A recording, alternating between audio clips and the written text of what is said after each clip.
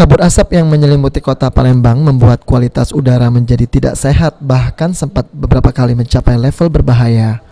Meski demikian tidak mengurangi pesona jembatan Ampera yang berhadapan langsung dengan benteng Kuta Besar BKB Palembang. Ikon kota Palembang yang menghubungkan hulu dan hilir ini menjadi objek latar selfie atau bersuah foto bagi sejumlah pengunjung di dermaga BKB.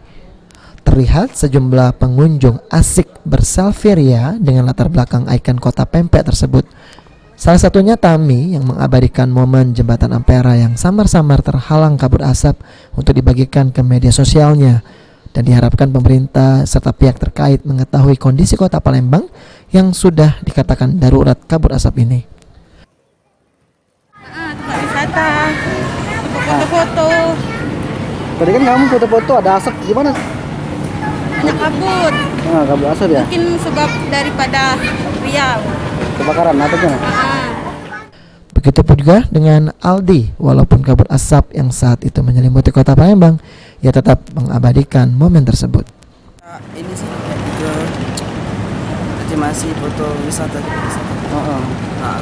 Kenapa Ampera ini ikon Palembang atau apa?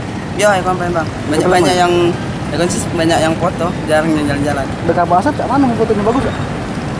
Ya karena ada polusi ya jelek jadinya. Tapi tetap baik foto-foto. Iya. Heru Wahyudi, Pal TV.